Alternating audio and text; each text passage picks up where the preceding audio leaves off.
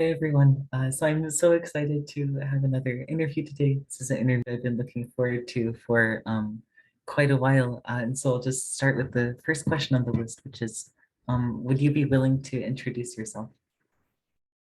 Yes, I'm ChrisTiana, ObeySumner. My pronouns are they, them. I might be joined by Barkley, since Barkley dog.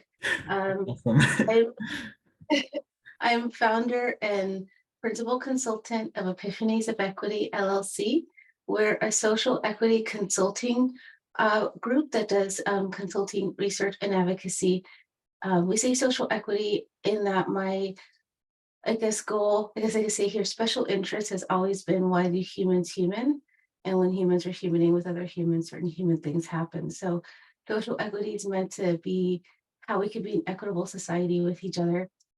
Our foundational principles are the 10 guiding principles of disability justice by Sins Invalid, and also change management and social psychology and organizational psychology, which is what I studied. I'm autistic, sick, and mad.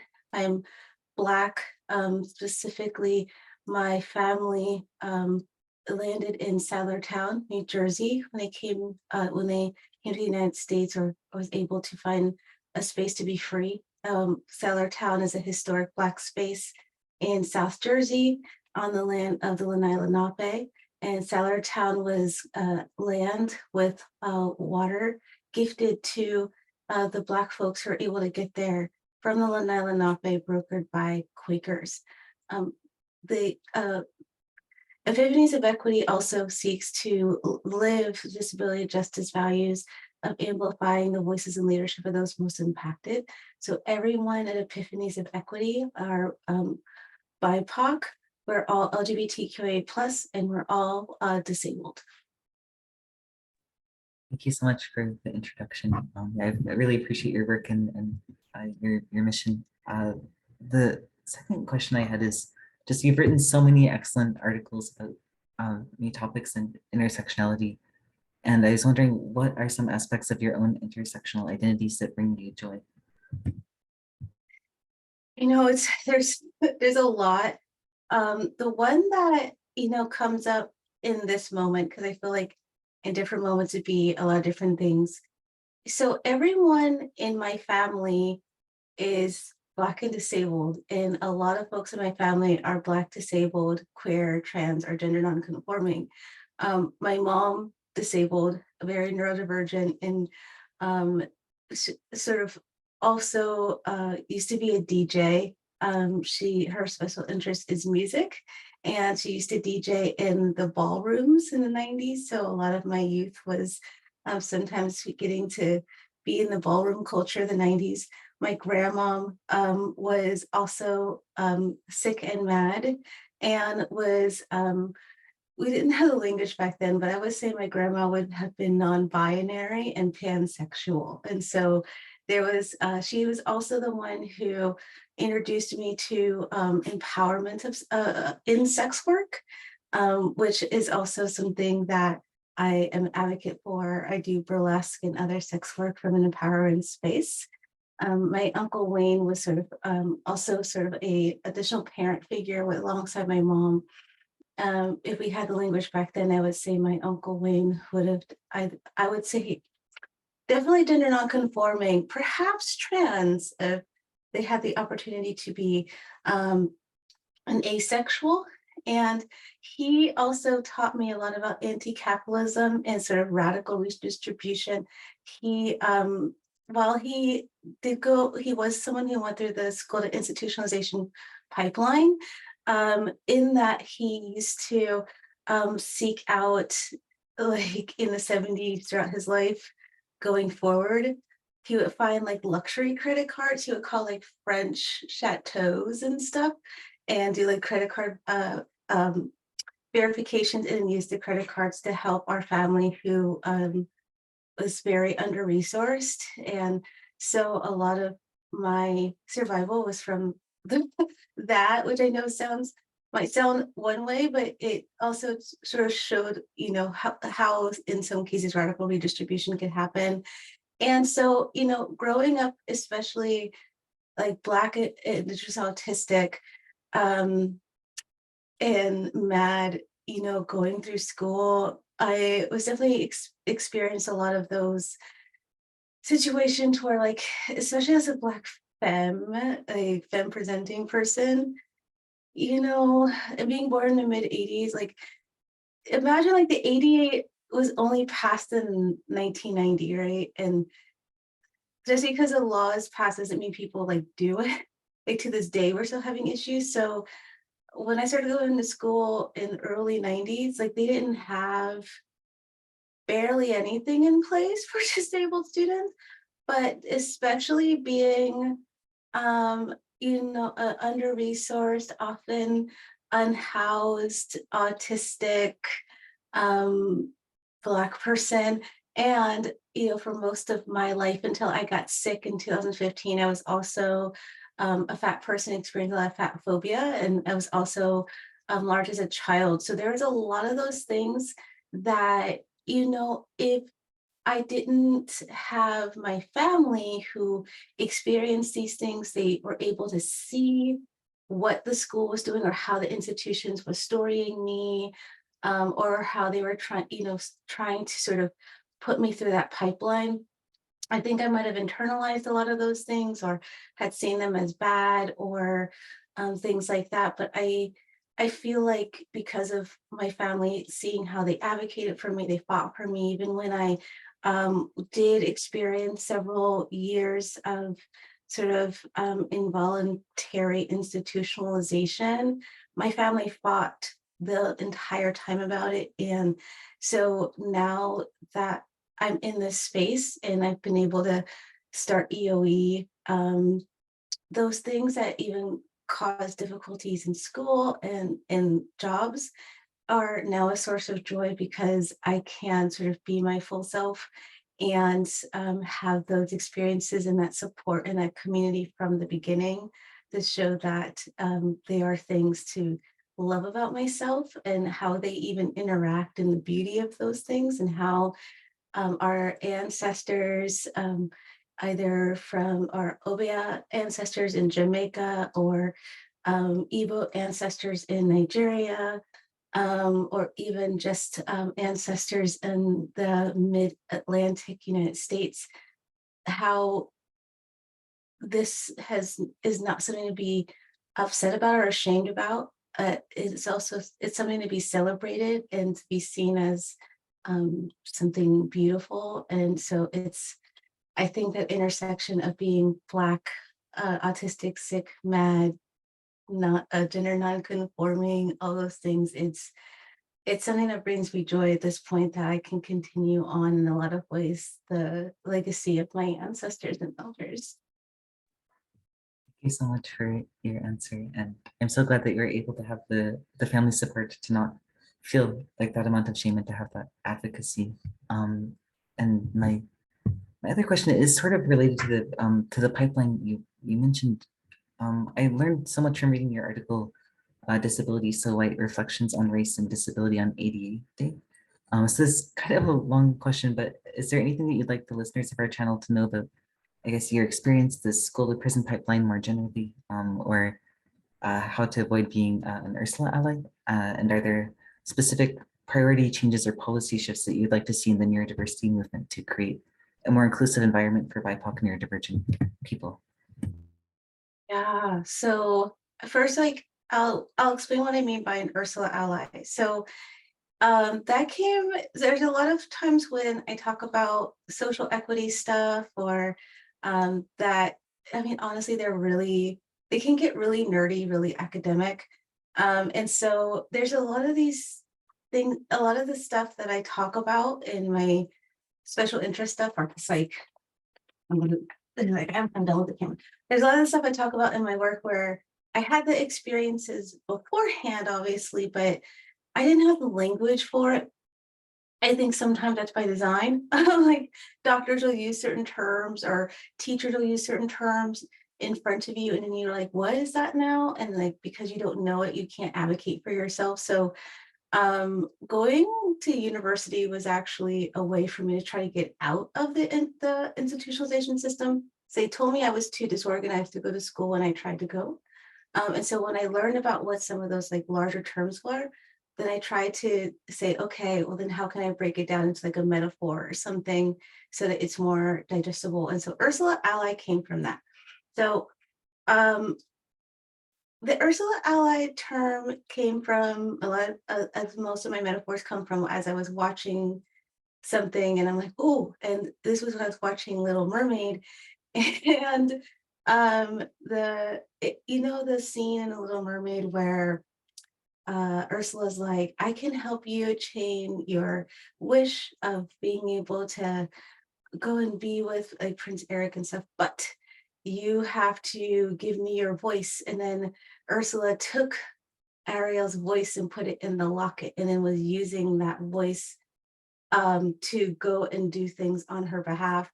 It's so that in a lot of ways that's what an Ursula ally does. Another way of the sort of more academic term would be saviorism, or trying to be a voice for the voiceless, or anything like that, right? It's someone who is saying, hey, I'm an ally, I'm in solidarity, but you don't have the tools, you don't have the skills, you don't have the resources, but I can somehow magically help you if I could be the one who sort of um, speaking on your behalf. And the difficulty with that, not even the difficulty, the reason why that's not good is because people, um, when people acknowledge that they're an ally, what's really important for them to also understand is that they can have as much knowledge as they want around what's going on, but they will never have wisdom.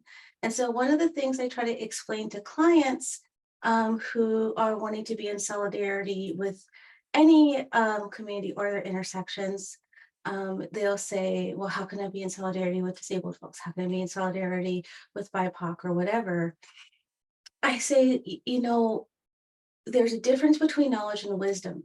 And when they talk about amplifying the wisdom of voices and leadership of those most impacted, we're talking about folks who are able to take knowledge, which you can gain from anywhere, trainings, books, whatever, and that's knowledge, but it's people who are able to say, okay, this is what it is, and this is how it actually shows up in lived experience. So that wisdom comes from actually having a sort of embodied interaction, first person experience with it. So when people are being Ursula allies and starting to say, well, you know, I can speak on behalf of this person because they're a friend, or because they're a sibling, or they're a child, or because I studied a lot about it, or because I got a degree in this, or certification in this, or took a training in this. They're speaking from maybe a place of knowledge, but not wisdom. And that means it's limited and they lose nuance. And so they are not talking about the problem situations in a way that is going to really get to the taproot of what needs to happen. That Ursula ally stuff is so important as a basic foundational issue for a lot of the changes and policy shifts, as well as the school to prison pipeline, which is a outcome of that. So it goes in order. Like a good example of some Ursula ally stuff that has led to the school to prison pipeline as an example through policy changes and shifts. Let's talk about the way that policies intersect, right? So one of the things that I like to talk to clients about when they're wanting to say be more accessible, or how can we advocate for folks like that experience racialized ableism, like the compounding and experience of both racism and ableism at the same time and in addition to, meaning like if I was just to distill myself down to being Black and disabled, I would experience anti-Blackness and share that with other people who are BIPOC or Black. I would experience ableism or cynism and share that with folks who are disabled or mad or sick. And then in addition to those two, I might experience racialized ableism. So what it means to be autistic, sick, and mad in a Black racialized body. And so when we have policies put in place, especially like with our governments or our cities, a lot of times those policies are specifically created in a targeted way. Targeted policies mean we are going to create a policy that is addressing one specific issue, one specific community. So, for example, if you look at the Americans with Disabilities Act, it talks about giving equal access and rights to people with disabilities. First of all, equal should be the glaring red flag sirens going off because it's not equitable. So that's the first thing. But then the second thing is the way that the ADA has been enforced or interpreted over time has a lot of limitations, not only for all disabled folks, because a lot of the ADA's interpretation is still value judging body minds around what is truly considered disabled or not. In some cases that have happened over time when folks have had tried to use the ADA to argue that like their workplace is being ableist or their schools being ableist, when they look at the way that the courts interpret the law, they're like, well, because they could do some things but not others, or because they could go through the court case and they didn't get upset, or because they can their disability comes in and out, like it's it's a fluctuating disability or whatever, then they're not really truly disabled, and so it doesn't apply to them. But on top of that, the ADA doesn't really bring in the ways that intersectionality happens. If there's folks who don't know what intersectionality means, essentially, it's a term that came from Kimberly Crenshaw, who was a legal scholar in around the 80s. And it all came from a study that she had did around, in this case, Black cis women who were trying to get a job at General Motors. And they said they weren't getting hired because they were Black women. And when Kimberly said to General Motors, like, hey, what gives? They were like, no, that can't be true because we hire Black folks and we hire women. So that's obviously not the case.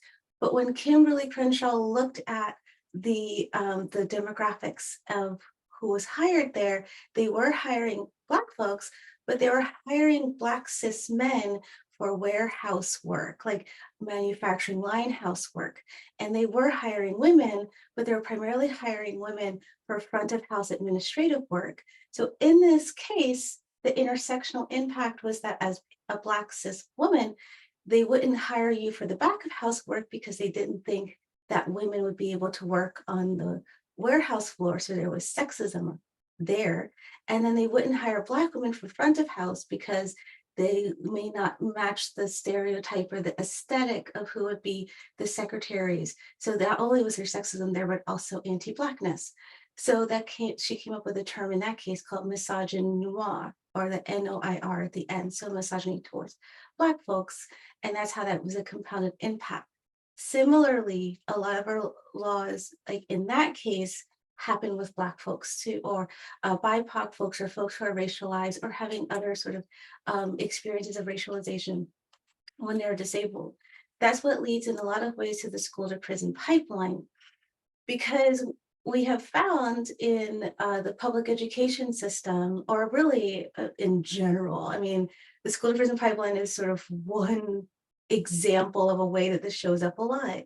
But we have seen data that Black young children, especially Black children that present as masculine, are expelled from preschool 3 to 5 times more than white preschool age children.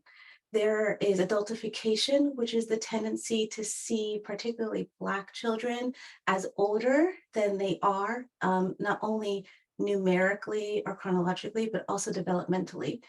So if you have a classroom full of 5 and 6-year-old kindergartners, and you have Black students, they have done implicit bias experiments on these educators that their perception of the Black students are closer to those who might be more like 7, 8, or 9 years old, and they treat them as such. So when these Black students are acting their actual developmental age, they are disproportionately discriminated against.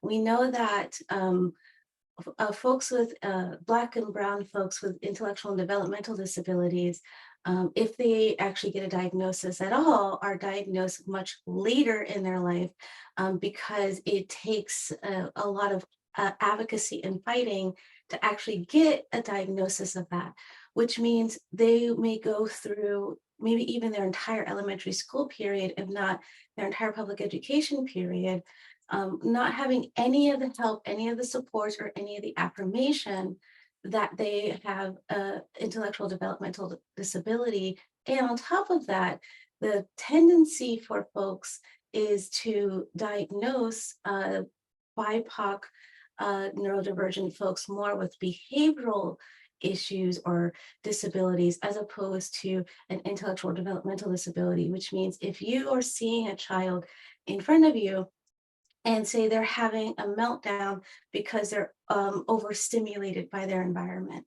But you say instead, oh, maybe this child is autistic and they need to have support, so they have a less stimulating environment, they need an individualized education plan.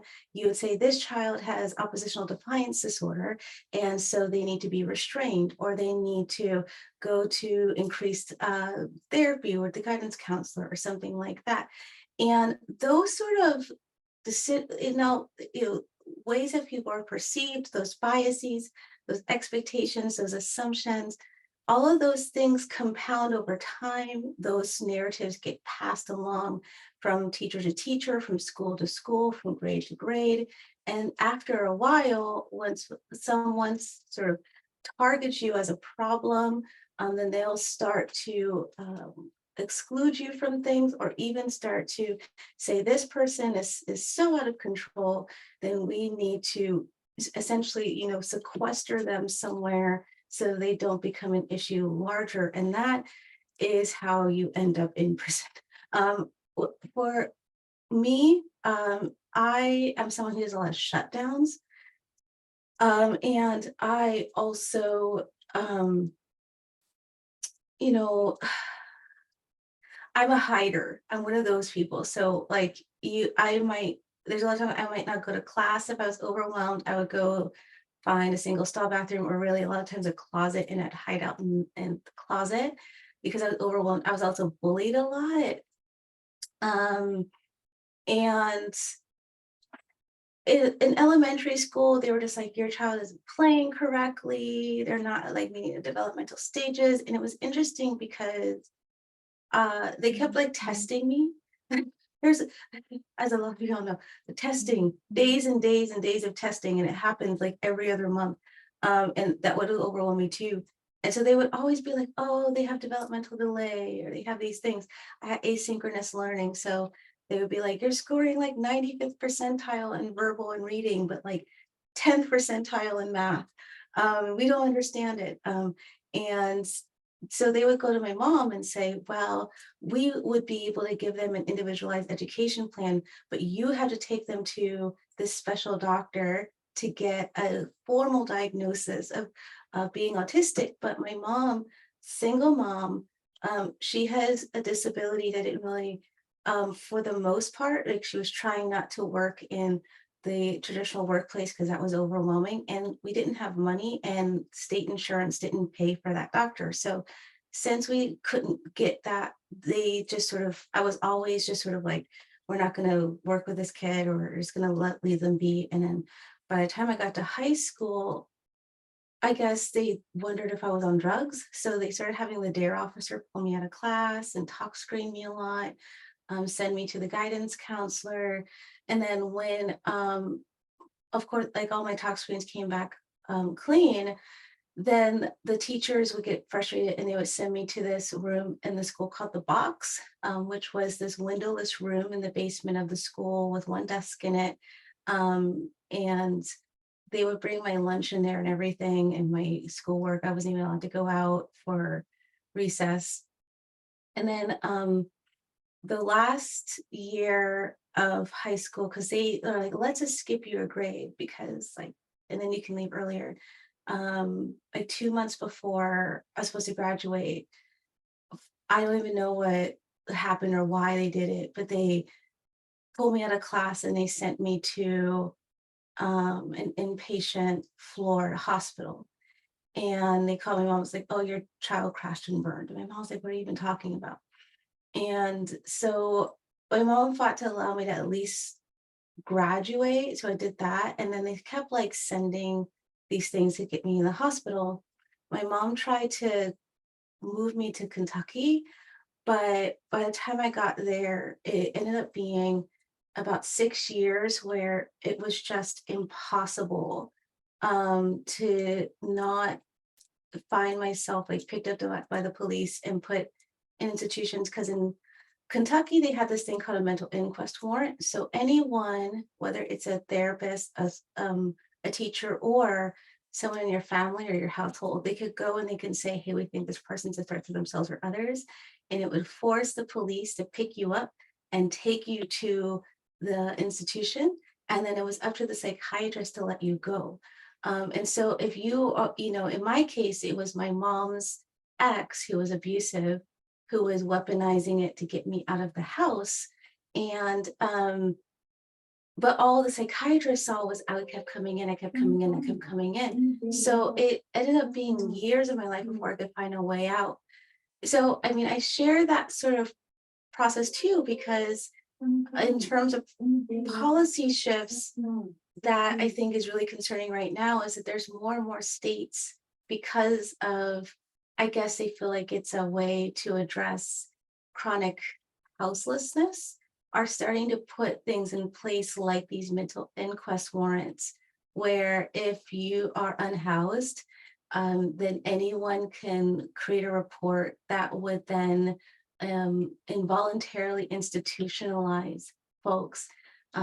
And it's been passed in, so far, I believe, in San Francisco and New York City. And it's terrible to think that we would be a society that would go back to the Willowbrook days of just putting disabled folks away. But there's a lot of that that sort of comes all the way back full circle into how the Americans with Disabilities Act and its sort of supporting policies are set, who's considered really disabled, how disabled folks are supposed to be treated, what disabled folks are expected to do or not, to what extent, and then all of those other pieces around it, around anti-Blackness, seeing Black folks as super predators or welfare queens, seeing folks who where English is their second language, or who are DACA, or who are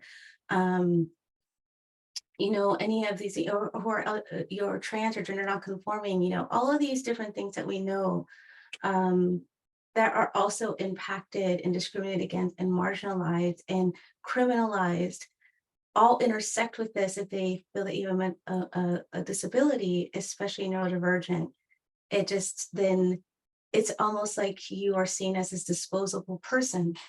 I do truly believe that one of the glaring sort of empty spaces around how a lot of these things got set up is that there hasn't been any disabled folks at the decision-making, policy-making table, at the rule-making table, at the interpretation or the enforcement table, and disabled folks who fought for the ADA, who fought for 504, who fought for the Affordable Care Act, who fought for all of these different sort of things in their narratives.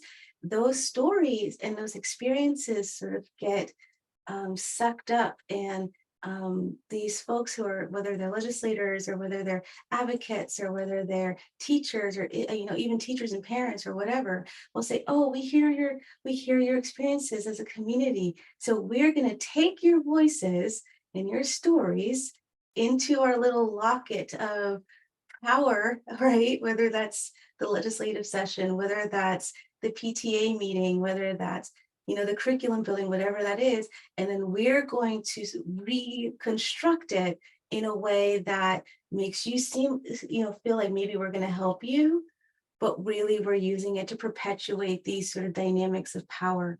And what at the bare minimum, one of the main sort of systemic barriers that we need to dismantle is there needs to be an amplification of leadership voices of those most intersectionally impacted. And when I say leadership, I mean all areas of leadership, not just as the DEI manager, not just as the HR person who deals with disability accommodations.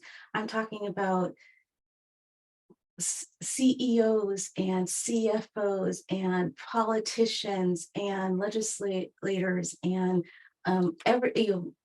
everyone, superintendents and hospital administrators and people who are going to be in the spaces to make the deep structural, systemic, policy-based changes and be able to have the wisdom of lived experience so that we can also address how people all have been socialized and conditioned to think about these things, how their biases are coming out or their assumptions or their expectations, and how to really address the humans humaning with other humans that perpetuate and deepen this crisis because it's going largely unchecked without us at those oversight and enforcement and administration tables.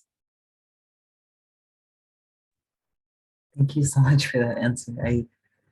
I'm sorry, I'm not very good at responding to things on the spot, but I just want to say how much I appreciate it and how much I learned from it, and probably will like replay it later so I can listen to it again and learn more. I do you have time for one more question? No problem. Oh yeah, no, I have. Okay, I have time. awesome. I'm going to take you over. Yeah, I think the other one I had is just what suggestions do you have for mental health professionals who are invested in social justice, but maybe are newer in their understanding of neurodiversity? So before I became a consultant, I'm going to preface this with this in case there's mental health professionals like, who are you to say this? Before I became a mental health, before I became a consultant, because of my background and experience, I was going into a field where I thought I would be a psychologist. And one of the first steps to that was to become a licensed mental health counselor or LMHC. And so when I officially decided I can't do this anymore, I had finished all the 2 classes of the master's program that makes you an LMHC right before you take the test to get licensed and credentialed. I was getting my hours to sit for the exam at a local public hospital, and it was what I saw in that experience that made me realize that there are a lot of things that need to be addressed in mental health, psychological, and psychiatric care. And I was working in a social work department in partnership with the mental health department. So I'm saying that as a preface because what I am explaining is a knowledge and wisdom thing, in that I have a wisdom of what it means to be on the receiving end, and I have a knowledge of what it means to be on the practitioner end. So with that said, a couple of things. Number 0 really is everything is a construct. I just want to say that. What I mean by a construct is when humans are humaning with other humans, and there are certain things that are complex, or we don't know a lot about it, or it's new to us. One of those humans or a group of them says, hey, what is this? I don't know. Let's call it this. Sure. And then a bunch of folks will say, well, that makes sense. And they believe it. And then it becomes truth. Is it really truth? No. But enough people believe it that we might as well call it that. And those constructs is all up and throughout not only life, but especially social work, mental health, chemical dependency, psychological, psychiatric, and medical care in particular.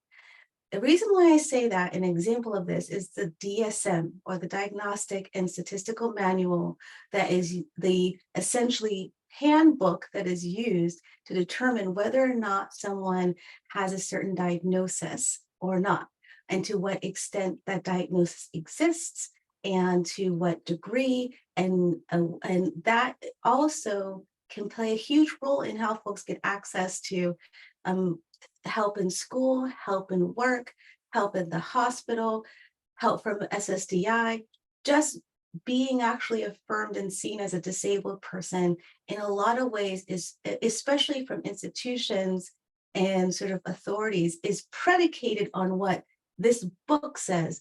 And that book is created and updated by a group of like 200 to 300 primarily white people with PhDs that come together during a convention like every decade or so. And then they, as humaning says, do we think that this is what it means to be schizoaffective? Well, I don't know. Let's talk about what I experienced. By the way, they're not schizoaffective, but they're talking about what they experience as practitioners. And they're like, that sounds reasonable. And then they put it into the book. And then that's what essentially is determining the fate of hundreds of thousands, if not millions of people for the next decade. On top of that, you have this book that was created through construct or humans, and then you have a bunch of humans who are being taught that this book is essentially the Bible or the guidepost of things. Then they have to read the book, and then they have to interpret it with their body, mind, and all of their biases and things, and then that then gets projected onto us. I would really love it if we could just sort of be real and honest about the extent to which the process of things like diagnosis and the value judging of what is and isn't disabled based on this current system and metrics and all of these things were just deconstructed. It doesn't mean it has to completely go away. We just have to get real about the extent to which it's valid. And even just the construct of what's considered valid, because a lot of folks will say, well, it's valid because there's this study, or because they found these themes in this hypothesis or this experiment, or because this has been sort of the practitioner research that's come through. Do any of those people have a wisdom of this? How many of those research studies are funded and ran and executed and written by people who have the actual lived experience of these disabilities? How much of that practitioner research are people who are both practitioners and people who actually are folks with these disabilities? To what extent are the decisions being made from the interpretation of these things by folks with disabilities? Very few, very, very few, and especially at the intersection. So even just the foundational way that we construct disability and neurodivergence and what it means to not only have access to that identity in an affirming way in the world, but also the resources that we need for sustainability and wholeness and interdependence is predicated on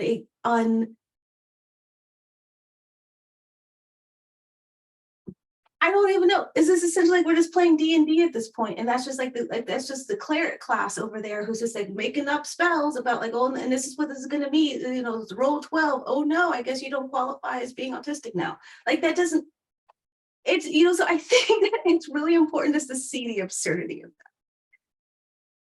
that. That's it. In addition to that, I think that if you would like to, what is really needed, since folks are in that space, is also to advocate for and amplify those voices of folks who are neurodiverse. I think to deconstruct visions or understanding of neurodiverse folks as like these them, othering, right? And sort of like, oh, this is this whole different community of people who are different and we have to study them differently. And, because even going back to the research, like there's some times where I'm like, it would be really great to see research say like, because I just had this experience last year of like, we have the CDC statistics around Black birthing folks and how like Black birthing folks are 3 times more likely to die or have a potential offspring die than white birthing folks. But then if you have a college degree or higher, it goes up to 5 times more likely. But they don't have any research about racialized ableism that goes into that. And so when I look up sort of things about like the intersections of race and disability, and especially autistic, like Black autistic folks, sometimes I'll see research is like, how come autistic people don't like broccoli?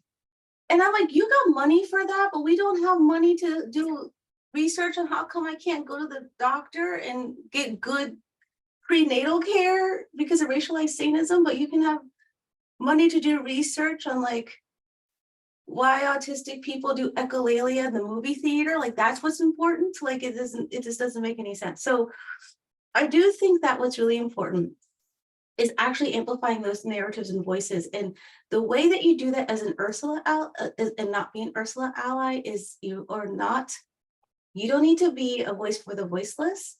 You need to be the person who distracts those who create barriers or perpetuate barriers.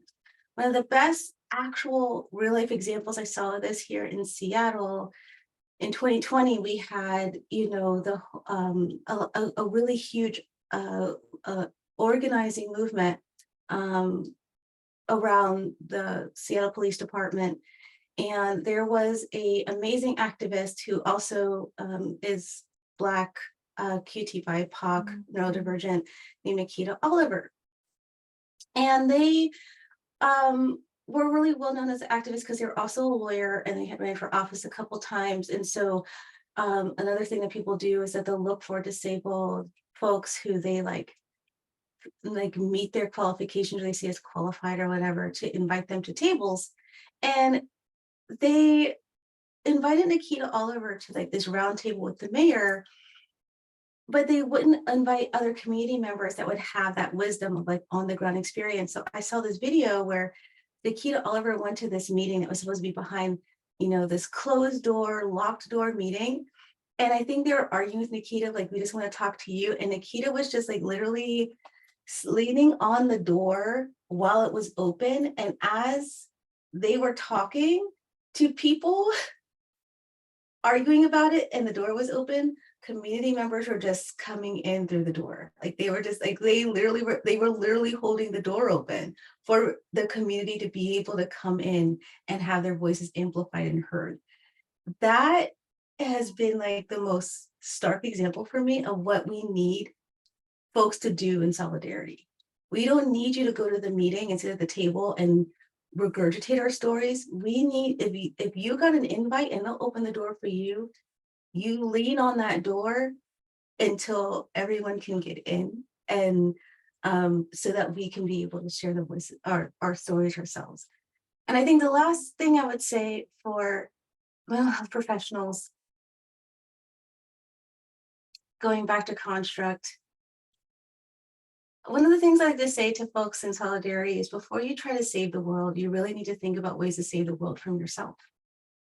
So when I think it's important for mental health professionals that they're looking to be like, well, we want to be in solidarity with neurodivergent folks and how to help them and how to help them live these full lives and things like that.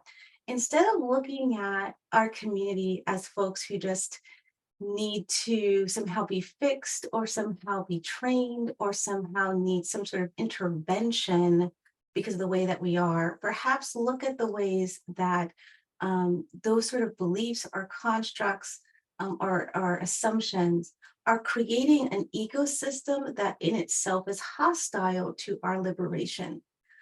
Because if you are only approaching folks from saying like, oh, poor thing, oh, well, this is, wouldn't you like to, be more neurotypical like me? No, I would not. And the fact that you're approaching the situation from that means your entire framing of the issue is already set up for you to move in a pathway that's going to, whether it's intentional or not, further perpetuate the inequity. And so the point should be bringing parity to areas of disparity, all areas of disparity. There's a disparity area, focus on how you can bring parity to it. And through the platinum rule, not the golden rule. The golden rule is treat others how you would want to be treated. The platinum rule is treat others the way they want to be treated. Using the platinum rule in how you see what parity in areas of disparity is And sometimes that means that even though, and I have 2 master's degrees, well, 2.5. So I understand you went to school, you studied things, you get your continuing education, and you do all this work. And that is, and I can affirm that. And that may not be the tool that we need for the disabled community to have liberation. Simply because you have a degree and you know all the fancy words and you got the DSM and you got the DSM sort of index, made easy so you can have like the quicker way of going through it, which by the way, that book is thicker because I have both of them. That doesn't mean that you now somehow hold that magic locket to be able to save all of the neurodivergent folks if you could just know enough to provide the proper intervention, because maybe the intervention isn't with us. Maybe the intervention is with everything else around us. And being able to see it from that perspective, I feel like could lead to true liberation, because then we would not be forced or required or expected to mask or act or code switch or have to fit within a certain space or a way of being, simply because it will help us to keep a job, or it will help keep us out of the institution, or it will, they won't withhold food from us anymore, or they, whatever that might be. And I know it will be hard for some folks because that feels really dissonant to say everything that you have been taught and learned may not only not be the truth, but might actually be making the problem worse that you're trying to help. But I do encourage mental health professionals to maybe practice some critical consciousness, as Paulo Freire says, to see the interlocking systems and institutions and how it's leading to these inequities and these harms, and then also be aware of how you are a cog in it. To what extent you are a large or a small cog will be based off of your reflection, and to think about in what way you can either help to dismantle the system by refusing to turn and creating a stopgap, or at least to gum it up enough so that those who are being ground to death within the cogs of the system can have the time and reprieve possible to not only heal and rest, but then be able to fight with the fullness of the knowledge and wisdom that we have to really destroy the Trojan horse hydra that is the monster that perpetuates historical, institutional, structural, systemic inequities, eugenics, and Thank you so much for the answer. And thank you so much for all of your time and for the chance to interview you and ask you these questions. I really appreciate it. thank you for having me. Anytime. You can see I like telling stories. So it provides a special interest. Yeah, that's awesome.